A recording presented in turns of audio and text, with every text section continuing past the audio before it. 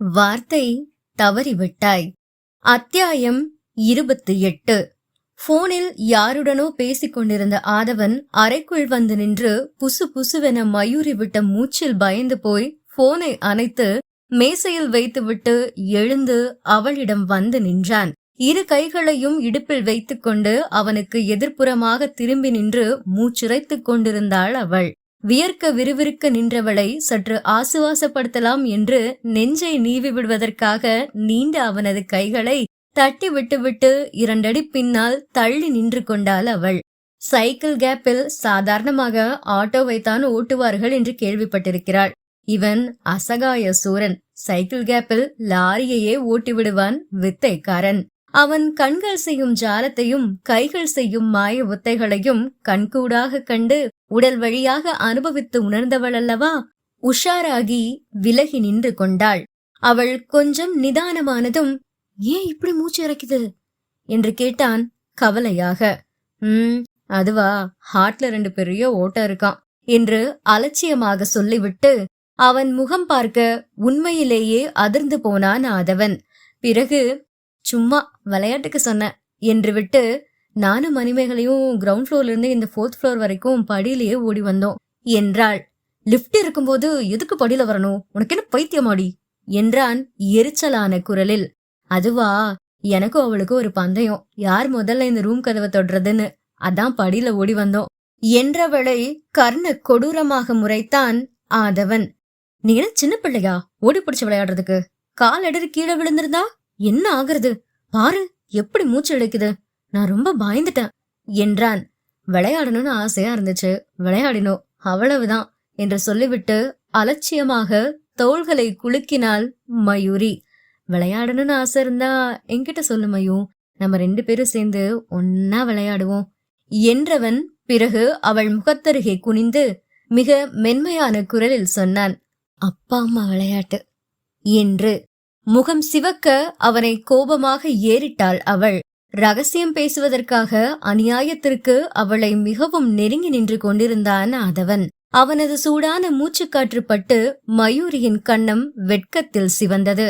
அவனது உடம்பிலிருந்து வந்த வாசமோ மயூரியின் நாசி வழியாக உள்ளே சென்று அவளது நாடி நரம்புகளை வீணை நாதமாக மீட்டியது.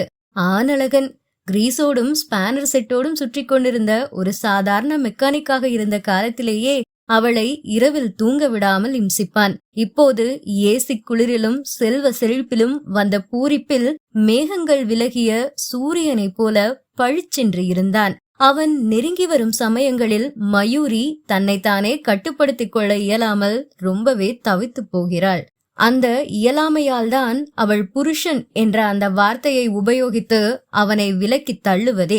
மயூரி வாயிலிருந்து வரும் அந்த புருஷன் என்ற வார்த்தைக்கு சொந்தக்காரன் அவன்தான் என்பதை ஆதவன் அறிவானா? அதை நினைத்தவளுக்கு சிரிப்பு பொங்கியது.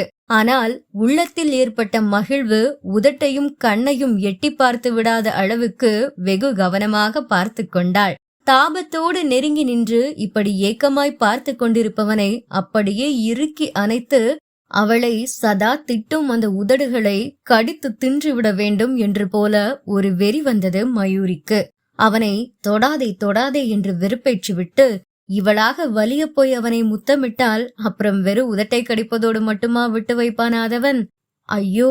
வினாடியில் அந்த முட்டாள்தனமான எண்ணத்தை உதறிவிட்டு நெஞ்சில் கையை வைத்து அவனை பின்னுக்கு தள்ள அழுத்தமான ஒரு பார்வை பார்த்து கொண்டே போய் நாற்காலியில் அமர்ந்தான் ஆதவன்.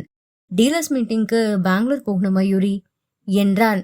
மீட்டிங் இருந்தா சந்தோஷமா போய் அட்டன் பண்ணிட்டு அப்படியே பெங்களூரையும் ஆசை தீர சுத்தி பார்த்துட்டு வர வேண்டியது தானே. இத சொல்றதுக்கு வேலை மெனக்கிட்ட அவளை கூப்பிட்டானாக்கும். நாளைக்கு காலையில கிளம்பணும், 2 நாளைக்கு தேவையான துணிமணிகளை எடுத்து பேக் பண்ணிட்டு ஷோரூம் வந்துடு என்றான். நீ பெங்களூர் போறதுக்கு நான் எதுக்கு என் துணிமணி எல்லாம் பேக் பண்ணிட்டு வரணும்? நம்ம 2 பேரும் சேர்ந்துதான் பெங்களூர் போறோம், மறந்துட்டியா? நீ என்னோட பிஏ என்றான் அழுத்தமான குரலில். நான்லாம் வரமாட்டா, அம்மா தனியா இருப்பாங்க என்றாள். உங்க அம்மா என்ன குட்டி பாப்பாவா, நீ இல்லாம அழுதுட்டு இருக்க? பேசாம துணிமணியெல்லாம் எடுத்துட்டு நாளை காலையில ஷோரூம் வந்துடு. துணி எடுத்துட்டு வரலைனாலும் பரவாயில்ல, அங்க புதுசா வாங்கிக்கலாம். ஆனா நீ கண்டிப்பா வர. நம்ம 2 பேரும் சேர்ந்துதான் பெங்களூர் போறோம். 1 நைட் ஸ்டே, அப்புறம் நாளை மறுநாள் கிளம்பி மறுபடியும் சென்னைக்கு வந்துடலாம். என்று அவன் கூலாக சொல்ல ரொம்பவும் அதிர்ந்து போனாள் மயூரி. என்னது, இந்த வில்லன் கூட ஒரு நாள் ராத்திரி புறா தங்கணுமா? மயூரி யோசனையாக அவனை பார்க்க அவளது யோசனையின் காரணத்தை கண்டு கொண்டவன் போல, அப்படியெல்லாம் ஒரே ராத்திரியில உன்னை ஒண்ணு கடிச்சு தின்ற மாட்டேன் என்றான் கடுப்பான குரலில். நீ என்னை கடிச்சு திங்க மாட்ட சாமி, நான் உன்னை கடிச்சு திங்காம இருக்கணுமே, கடவுளே காப்பாத்து என்று மருதமலை முருகனை வேண்டிக் கொண்டே வெளியே சென்றாள் மயூரி. வாப்பா இப்ராஹிம் சொன்னதை கேட்டு திகைத்து போய் விழிகள் விரிய அவரைத்தான் பார்த்து கொண்டிருந்தான் ஆசிம். இன்னமும் அவனால் தன் காதுகளை நம்ப முடியவில்லை. ஆனால் நம்பித்தான் ஆக வேண்டும். பிறகு சொன்னவர் அவனை பெற்றவர், கேட்டது அவனுடைய சொந்த காதுகள் அல்லவா? பாருடா ஆசி, இந்த மாசத்திலேயே ஒரு நாளா பார்த்து பாத்திமாக்கும் நஸ்ரீனுக்கும் நிக்கா முடிச்சிடலாம். அப்புறம் ஒரு வாரம் போகட்டும், அதுக்கப்புறம் பேசாம மணிமேகலையை கூட்டிட்டு போய் ரெஜிஸ்டர் மேரேஜ் பண்ணிட்டு வந்துரு. அவங்க அப்பா அவங்க லவ்வுக்கு சம்மதிப்பான்னு எனக்கு தோணல. நான் விசாரிச்ச வரைக்கும் அவன் ஒரு பயந்தாங்குழி பயலாம். எனக்கு நல்லாவே தெரியும். சில பேர் இருக்காங்க, பொண்ணு வாழ்க்கை நல்லா இருக்கணும், ஒரு அன்பான தகப்பனா தான் பொண்ணு ஆசைப்பட்டவனுக்கே அவளை கல்யாணம் பண்ணி வச்சிடலாங்கிற ஆசை உள்ளுக்குள்ள இருந்தாலும் சாதிசனத்தையும் சமூகத்தையும் நினைச்சு பயந்தே துணிஞ்சு எந்த ஒரு முடிவையும் எடுக்காம இருப்பாங்க. மணிமேகலையோட அப்பாவும் அந்த ரகந்தா. சொல்ல முடியாதுடா ஆசி, ராத்திரியோட ராத்திரியா அந்த பிள்ளைய கூட்டிட்டு போய் அவங்க சாதியிலே ஒரு பையனை பார்த்து கல்யாணம் பண்ணி வச்சாலும் வச்சிருவான். அதுக்காக அவனை கெட்டவன் எல்லாம் சொல்ல முடியாதுடா. சேகர் ரொம்ப நல்லவன் தான், ஆனா மத்தவங்களை நினைச்சு கொஞ்சம் பயம் ஜாஸ்தி, அவ்வளவுதான். அதுக்காக தான் சொல்றேன், யாருக்கும் தெரியாத மாதிரி கல்யாணம் பண்ணிட்டு வந்துரு. நானும் உமாவும் கூட எங்களுக்கு எதுவுமே தெரியாத மாதிரி இருந்துப்போம். மாலையும் கழுத்துமா வந்து நின்னா உன்னை திட்டுவோம். கத்தீஜா விளக்கு மாத்தாலும் அடிச்சாலும் அடிப்பா. அம்மா தானே, வாங்கிக்க, பரவாயில்ல. ஆனா ஐடியா கொடுத்தது நான் தானே மட்டும் வெளியே சொல்லிடாதராம் அவனே. அப்புறம் விளக்குமாறு பிஞ்சு போற வரைக்கும் எண்ணெயை போட்டு விளாசிடுவா. பாவம், உடம்பு சரியில்லாத மனுஷனு கூட பாவம் பார்த்து விட மாட்டா என்று இடையில் ஒரு முன்ஜாமீனையும் சேர்த்து வாங்கி கொண்டவர் வருத்தப்படாத வாலிபர் சங்கம் சத்யராஜ் ரேஞ்சுக்கு பேசிக் கொண்டிருந்தார். இனிமே தாண்டா கிளைமேக்ஸே இருக்குது. எப்படியும் வீட்டு முன்னாடி சண்டை நடந்தா சுத்தி ஒரு கூட்டம் கூடத்தான் செய்யும். அக்கறை இருக்கோ இல்லையோ, அடுத்த வீட்டுல என்ன நடக்குதுன்னு கண்டிப்பா இவனுங்களுக்கெல்லாம் தெரிஞ்சுக்கிட்டே ஆகணும். இல்லனா மண்டை வெடிச்சிடும். மத்தவங்க வீட்டுல நடக்கிற சண்டைய பாக்குறது இவனுங்களுக்கெல்லாம் அல்வா சாப்பிடுற மாதிரி. அப்பதான் நமக்கு சாதகமா அங்க ஒரு சம்பவம் நடக்கும். அந்த கூட்டத்துல இருக்க எவனாவது ஒருத்தன் வாய திறப்பான். என்ன பாய் நீங்க, ஊருலகத்துல யாரும் பண்ணாததே உங்க பிள்ளை பண்ணிட்டான். சரி, ஏதோ ஆசைப்பட்டான், கட்டிட்டு வந்துட்டான், மன்னிச்சு உள்ள கூப்பிட்டு பாலும் பழமும் குடுக்கறத விட்டுட்டு இப்படி வெளியவே நிக்க வச்சு ஊரே வேடிக்கை பாக்குற மாதிரி சண்டை போடுறீங்களே, உங்க வயசுக்கு இது நல்லாவா இருக்கு பாய் அப்படின்பா. அதை அப்படியே கேட்ச் பண்ணிட்டு டக்குன்னு உள்ள வந்துரு. அப்புறம் ஒரு வாரமோ 2 வாரமோ ஒருத்தருக்கு ஒருத்தர் பேசிக்காம முறைச்சுக்கிட்டே அலைவோம். அட சும்மா ஒரு நடிப்பு தாண்டா, அப்புறம் கொஞ்ச நாள் போனா எல்லாம் தானாவே சரியாயிடும் என்றவர். என்ன ஆசிம், வாப்பா சொன்ன பிளான் ஓகே தானே என்று அவனை பார்த்து கேட்க, ஆசிம் கண்களுக்கு இப்ராஹிம் ஒரிஜினல் வில்லன் சத்யராஜ் போலவே தெரிந்தார். அத்தியாயம் 29. அதிகாலை மணி 4:30. மயூரி வசிக்கும் அபார்ட்மெண்டின் முன்னால் காரை நிறுத்தி அதன் பேனட்டின் மீது சாய்ந்து நின்று கொண்டிருந்தான் ஆதவன். பெங்களூரில் நடக்கவிருந்த மீட்டிங்கின் நேரம் மாற்றி அமைக்கப்பட்டிருந்தது. எனவேதான் ஏற்கனவே போட்ட பிளானை மாற்றி காலையிலேயே புறப்படுகிறார்கள். நேற்று இரவே மயூரியை போனில் அழைத்து விஷயத்தை சொல்லிவிட்டான் ஆதவன். சரியாக 5 மணிக்கு இங்கிருந்து கிளம்பினால் போக்குவரத்து மிகவும் குறைவாக இருக்கும். மிதமான வேகத்தில் காரை ஓட்டி சென்றால் கூட 10 மணிக்குள் ஹோட்டலை அடைந்து ரெஃப்ரெஷ் பண்ணிவிட்டு மீட்டிங் போய்விடலாம். மயூரியை அழைத்து கொண்டு பிளைட்டில் பெங்களூரு செல்லத்தான் ஆதவனுக்கு ஆசை. ஆனால் சென்னையிலிருந்து விமானத்திற்கான பயண நேரம் வெறும் 1 மணி நேரம்தான். ஏறுவது போல் இருக்கும், கொண்டு போய் பெங்களூரில் சேர்த்து விடுவார்கள். காரில் என்றால் குறைந்தது 4 அல்லது 5 மணி நேரமாவது மயூரியோடு கடலை வறுத்து கொண்டே குஜாலாக பயணம் செய்யலாமே. அவளை சீண்டுவது போல ஏதாவது இவன் பேசுவதும், அவள் பதிலடி கொடுப்பதும், இவன் அவளை தொடுவதும், அதற்கு அவள் வெடுக்கென இவன் கையை தட்டிவிட்டு கோபத்தில் எதையோ திட்டுவதும் கெட்ட வார்த்தைகளாவே இருந்தாலும் கூட மயூரியின் வாயிலிருந்து வந்து இவன் காதுகளில் விழும்போது அதெல்லாம் கொஞ்சம் மொழி போல தேனாகத்தான் இனித்தது ஆதவனுக்கு. அதுதான் இந்த கார் பயணம். வாட்சையும் அபார்ட்மெண்ட்டையும் மாறி மாறி பார்த்து கொண்டிருந்தவன் ஒரு கட்டத்தில் பொறுமை இழந்து போய், சோம்பேறி கழுத என்று பற்களை கடித்தான். 5 மணிக்கு கிளம்ப வேண்டும் என்றால் ஒரு 3 மணிக்கு, சரி வேண்டாம், ஒரு 3:30 மணிக்காவது அலாரம் வைத்து டான் என்று எழுந்து குளித்து 4:30 மணிக்கு தயாராகிவிட வேண்டாமா? ஆதவன் 3 மணிக்கே எழுந்து உட்கார்ந்து நேரம் போகாமல் போனை நோண்டிக் கொண்டிருந்தான். அப்போதுதான் மயூரியை பற்றிய சிந்தனை வந்தது. அவள் இந்நேரம் எழுந்திருப்பாளா, இல்லை இன்னும் தலையணையை கட்டிப்பிடித்துக் கொண்டு குரட்டை விட்டுக் கொண்டிருப்பாளா என்று உடனே போனில் அழைக்க முதல் முறை அவளது கைபேசி பாடி ஓய்ந்து போனது. அவள் எடுக்கவே இல்லை. 2வது முறைதான் எடுத்து பேசினாள். ஆனால் பேசவா செய்தது அந்த பிசாசு? போனை எடுத்து காதில் வைத்து என்று அவஸ்தையாய் முனகினாள். ஆதவனுக்கு அந்த முனகல் வேறு எதையோ ஞாபகப்படுத்த சட்டென்று கடுப்பாகி விட்டான். அந்த கடுப்போடு அவன், ஏய் மயூரி என்க, அடுத்து மயூரி பேசிய பேச்சு மொத்தமாய் அவனை வேறு ஏதோ மாய உலகத்திற்கு அழைத்து சென்று விட்டது. தூங்க விடுடா, சீ நீ ரொம்ப மோசம் என்று மறுபடியும் சினுங்கிவிட்டு போனை வைத்து விட்டாள். மயூரியின் அந்த செல்லச் சினுங்கள் அவனது காதுக்குள் ஒலித்தது. மூளையை பிராண்டிக் கொண்டிருந்த ஆதவனுக்கு பெங்களூரில் தனக்கு ஒரு மீட்டிங் இருக்கிறது என்பதே மறந்து போய்விட்டது. அப்படி ஒரு மோகமும் தாபமும் பொங்கி வழிந்தது மயூரியின் குரலில். திரும்பவும் 3:30 மணிக்கு அழைத்தான். எடுத்து பேசியவள் இப்போதுதான் குளிக்கப் போகிறேன் என்றாள். இவன் வாயை வைத்துக் கொண்டு சும்மா இராமல், நானும் இன்னும் குளிக்கல மயூரி, நாங்க வரட்டுமா, 2 பேரும் சேர்ந்து ஒன்னா ஒரே பாத்ரூம்ல குளிப்போமா என்றான் ஒரு மாதிரியான குரலில். எவ்வளோ ஒருத்தி உனக்காக ஒத்த கால்ல தவ இருக்கான்னு சொன்னியே, அவ கூட சேர்ந்து நல்லா சோப்பு போட்டு உடம்ப தேய்ச்சி குளிச்சுட்டு வா என்று நக்கலான குரலில் சொல்லிவிட்டு போனை வைத்து விட்டாள். 4 மணிக்கே தயாராகி மயூரியின் அபார்ட்மெண்ட்டுக்கு வந்து காத்து கொண்டிருந்தான் ஆதவன். அவள் இன்னும் தயாராகி வந்த பாடில்லை. இனிமேலும் இங்கேயே காத்து கொண்டிருந்தால் விடிந்தால் கூட கீழே வந்து சேர மாட்டாள். அப்புறம் பெங்களூர் போன மாதிரிதான் என்று எண்ணியவன் அவளது அபார்ட்மெண்ட்டுக்கு வந்து கதவை தட்டி விட்டான். அப்போதுதான் குளித்துவிட்டு வந்து தலையில் இருந்த டவலை அவிழ்த்து முடியை உதறிக் கொண்டிருந்தாள். வெறும் டவலை மட்டும் கட்டிக்கொண்டு ட்ரெஸ்ஸிங் டேபிள் முன்னால் நின்று கொண்டிருந்தவள் அவசரமாக ஓடிப்போய் கதவின் உள்பக்கமாக காதை வைத்துக் கொண்டு, யாரது என்று மெல்லிய குரலில் கேட்க, உன் புருஷன், கதவை திரடி என்றான் அதிகாரமாக. ஒச்சச்சோ என்று கண்களை விரித்து கையை உதறிக்கொண்ட மயூரி கதவை திறந்துவிட்டு மார்போடு கட்டிய டவலை இறுக்கமாக பிடித்துக்கொண்டு வேகமாக உள்ளே ஓட 4:08 அவளை தாவி பிடித்து விட்டான் ஆதவன். பொய்க்காரி, சீட்டர், 3:30 மணிக்கு நான் போன் பண்ணும் போதே குளிக்க போறேன்னு சொன்னதானடி நீ? 3:30 மணிக்கு ஆரம்பிச்ச குளியல் இப்பதான் முடிஞ்சுதா? கோபமாக மிரட்டும் தொனியில் அவன் கேட்க, ஷ், மெதுவா பேசு, அம்மா அந்த ரூம்ல தூங்குறாங்க என்றால் கிசுகிசுப்பான குரலில். அப்படியா, வா நம்ம பஞ்சாயத்தை அந்த ரூம்குள்ள போய் வச்சுக்கலாம் என்றவன் மயூரியை குனிந்து கையில் தூக்கிக் கொண்டு அவளது படுக்கையறைக்குள் நுழைந்தான். அவன் கைகளிலிருந்து அவசரமாக கீழே இறங்கியவள் இன்னொரு டவலை எடுத்து தோலை சுற்றி போர்த்தி கொண்டாள். நான் இன்னும் 10 மினிட்ஸ்ல துணியை மாத்திட்டு வந்துடுறேன், நீ போய் ஹால்ல வெயிட் பண்ணு பிளீஸ் என்றாள் மயூரி. சோம்பேறி, தூங்கு மூஞ்சி, காலையில 3 மணிக்கே போன் பண்ணி நான் எழுப்பி விட்டேன் தானே, அப்படி என்னடி தூக்கம் உனக்கு என்று கோபமாக கேட்டுவிட்டு பிறகு தனிந்த குரலில், ஆமா மயூ, காலையில நீ என்கிட்ட போன்ல பேசும்போது சீ போடா நீ ரொம்ப மோசம்னு சொன்னியே, யார, என்ன தானே என்று கேட்டான் ரொம்பவும் ஆர்வமாக. ஆனால் அவளோ, நானா, எப்ப சொன்ன என்று நாடி தட்டி யோசித்துவிட்டு, ஏதாவது கனவு கண்டு உளறி இருப்பேன், அதுக்கெல்லாம் விளக்க சொல்லுமாடா உனக்கு, கொஞ்சம் கூட வெக்கமே இல்லாம கேக்குறான் பாரு, இது ஒரு கேள்வின்னு என்றவள் மீண்டும், முதல்ல வெளியே போ, இப்படி தூண் மாதிரி இங்கே நீ நின்னுட்டு இருந்தா நான் எப்படி ட்ரெஸ் சேஞ்ச் பண்ணிக்கிறதா, கெட் லாஸ்ட் மேன் என்றாள் வாயில் புறமாய் கண்களை காட்டி.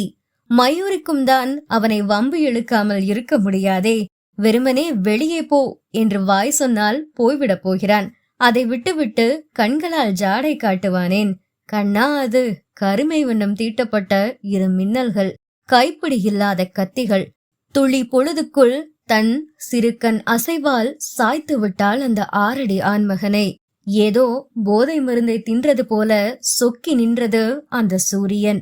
அவன் நின்ற நிலையிலும் பார்வையின் அழுத்தத்திலும் கண்களை சொன்ன செய்தியிலும் பாவைக்கு புரிந்து போனது அவனது நோக்கம். நிதானமாக தன்னை நோக்கி நடந்து வந்த ஆதவனை கண்டு எச்சில் விழுங்கி திகைத்து நின்றாள் மயூரி. ஓடி ஒளிய கூட வழி இல்லை. இன்னொரு அறையில் லட்சுமி தூங்கிக் கொண்டிருந்தார். ஆதவன் அழகான நேவி ப்ளூ கலர் முழுக்கை சட்டையும் கொஞ்சம் அடர்ந்த கிரீம் கலர் பேண்டும் அணிந்திருந்தான்.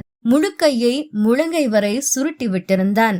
அலையலையாய் படர்ந்திருந்த கேசத்தில் சிலது விழுந்து புரண்டு மெலிதான குங்கும தீஞ்சலோடு இருந்த அவனது அழகான நெற்றியை இன்னும் அழகாக்கியது. வளைந்த கரிய புருவமும் பெண்களைப் போலே அடர்ந்த இமையுடன் கூடிய பெரிய விழிகளும் நேரான நாசியும் கரு மீசையும் அழுத்தமான அழகான உதடுகளுமாய் உண்மையிலேயே அந்த சூரியனே உயிர்பிம்பமாய் வந்து அவள் கண்முன்னே நிற்பதை போன்ற பிரமை ஏற்பட்டது மயூரிக்கு. அருகே வந்தவன் முதல் வேலையாக அவள் தோலை போர்த்து இருந்த அந்த துண்டை தூக்கி எறிந்துவிட்டு இடையில் கையை போட்டு தன்னோடு சேர்த்து இழுத்து அணைத்துக் கொண்டான். மயூ என்றான் தாபத்தோடு. அவனை நிமிர்ந்து பார்க்கும் திராணி இல்லாமல் இன்னும் தன் முகத்தை சட்டைக்குள் அடங்காமல் திமிரிக் கொண்டிருந்த அவனது பறந்து விரிந்த மார்புக்குள் புதைத்துக் கொண்டாள். மறுபடியும் மயூ என்று அழைத்தவன் தனது வலது கையால் அவளது முகத்தை நிமிர்த்தி நெற்றியில் அழுத்தமாக தனது உதடுகளை பதித்தான். ஒவ்வொரு முறை அவன் தொடும்போதும் ஏதோ இதுதான் முதல் முறை என்பது போல துடித்து துவண்டு போகிறாள் மயூரி. தெய்வத்தை மலர் தூவி ஆராதிக்கும் பக்தனை போல தன் தேவதையை முத்த பூக்களால் அர்ச்சனை செய்து குளிர்வித்துக் கொண்டிருந்தான் ஆதவன். கணக்கே இல்லாமல் தன் கண்ணாளன் வாரி வழங்கிய முத்தங்களால் மொத்தமாக நிறைந்து போன மயூரி அந்த மயக்கத்தில் அவன் மீது சரிந்து விழுந்து கிடந்தாள். மறுபடியும் மயூ என்றான் ஆதவன் அவளுடைய வெற்று முதியில் தன் விரல்களால் கோலமிட்டபடியே. என்றால் அவனை நிமிர்ந்து பாராமலேயே. பெங்களூர் போக வேண்டாமா என்று கேட்டான் மென்மையான குரலில். அவனை விட்டு பிரிய உடம்பு மனமெல்லாம் ஒட்டுமொத்தமாக எதிர்ப்பு தெரிவித்த போதிலும் சூழ்நிலை காரணமாக வேறு வழியின்றி அவனை விட்டு விலகி நின்றாள் மயூரி. ஆழமாய் மூச்சை எடுத்து தன்னை சமன்படுத்திக் கொண்ட ஆதவன் மறுபடியும் அவள் அருகே சென்று இவ்வளவு நேரம் தன் இதழுக்குள் அதக்கி சுவைத்துக் கொண்டிருந்த மயூரியின் இதழ்களை ஆராய்ந்தான். பன்னீர் ரோஜா போல இருந்த அவளது மெல்லிதழ்கள் அவனது இதழ்களோடு நடத்திய போராட்டத்தில் சிவப்பு ரோஜாவாக சிவந்திருந்தன. தீராத தாகத்தோடு மீண்டும் தன் இதழ்களை நோக்கி குனிந்த ஆதவனை நெஞ்சில் கை வைத்து பின்னால் தள்ளிவிட்டாள் மயூரி. இரு கைகளாலும் தலைமுடியை ஒருமுறை அழுந்த கோதிக்கொண்டு அவளது கட்டிலேயே படுத்துக் கொண்டான். அத்தியாயம் 30. ஆதவனிடம் சொல்லிவிட்டு சென்றபடி 10 நிமிடங்களில் உடை மாற்றி தயாராகி வந்து அவனை தட்டி எழுப்பினாள் மயூரி. கட்டிலில் கிடந்த மயூரியின் டவலை எடுத்து முத்தமிட்டு முகத்தில் போட்டுக்கொண்டு அவளை பற்றிய கனவுகளோடு அப்படியே உறங்கி போயிருந்தான் அவன். அவளது ஸ்பரிசம் பட்டதும் மெதுவாக எழுந்து முகத்தில் கிடந்த துண்டை விலக்கிவிட்டு கண்களை திறக்க கையில் காஃபியோடு நின்று தரிசனம் கொடுத்தாள் மயூரி. கையில் இருந்த காஃபியை அவனிடம் கொடுத்தவள், நானாடா தூங்கு மூஞ்சி, நீதாண்டா சரியான தூங்கு மூஞ்சி, படுத்து 10 நிமிஷம் கூட ஆகல, அதுக்குள்ள அப்படி ஒரு டீப் ஸ்லீப், கொரட்டா வேற என்று திட்டினாள். திட்டிக்கொண்டே மயூரி கொடுத்த காஃபியை வாங்கி குடித்த ஆதவன், காஃபி ரொம்ப நல்லா இருக்கு மயூரி. ஆமா, நீ உள்ள துணிதான மாத்த போன, எப்ப கிச்சனுக்குள்ள போய் காஃபி போட்டுட்டு வந்த என்று கேட்டான் ஆச்சரியமாக. குளிக்க போறதுக்கு முன்னாடியே போட்டு பிளாஸ்க்ல ஊத்தி வச்சுட்டு தான் போயிருந்தேன் என்று அவள் சொல்ல, ஓஹோ என்று கேட்டுக்கொண்டவன் பிறகும் விடாமல், அப்போ நான் வருவேன்னு தெரிஞ்சு எனக்கும் சேர்த்து காஃபி போட்டு வச்சிருந்தியா மயூரி என்று கேட்க கட்டுப்பாகி ஆதவனை முறைத்தாள் மயூரி. ஏண்டா இத்தனை கேள்வி கேட்டு சாவடிக்கிற, உனக்கெல்லாம் காஃபி தந்ததே தப்பு என்று கோபமாய் சொன்னவள் அவனிடமிருந்து கப்பை பிடுங்க போக அவசரமாய் கையை பின்னால் இழுத்து கொண்டான் அவன். அவன் காஃபியை குடித்து முடித்ததும் 2 காலி கப்புகளையும் எடுத்துக்கொண்டு மயூரி கிச்சனுக்குள் செல்ல பின்னாலே பூனை மாதிரி சென்ற ஆதவன் அவளை பின்னாலிருந்து இறுக்கமாக கட்டிக்கொண்டு கன்னத்தில் முத்தமிட்டான். மயூரி இளம் பச்சையில் இளரோஜா நிறத்தில் சிறு சிறு பூக்களால் எம்ப்ராய்டரி செய்யப்பட்ட சில்க் காட்டன் ஸ்லீவ்லெஸ் சுடிதார் அணிந்திருந்தாள்.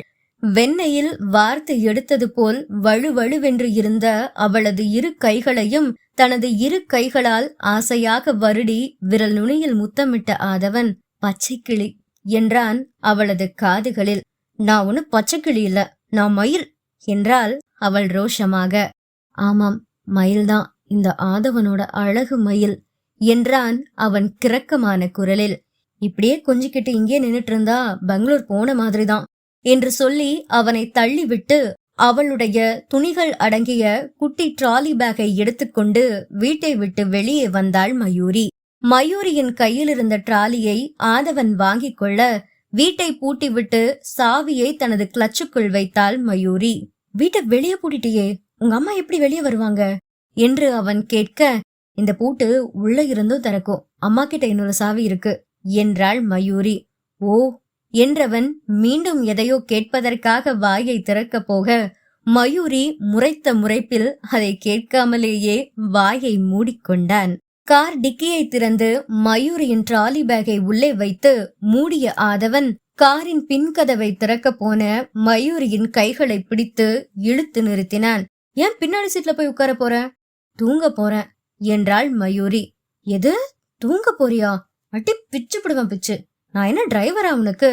மகாராணி நல்லா நீட்டி நிமிர்ந்து தூங்கிட்டு இருப்பீங்க, நான் மட்டும் குரங்கு மாதிரி தனியா உட்காந்து காரை ஓட்டிட்டு வரணுமா?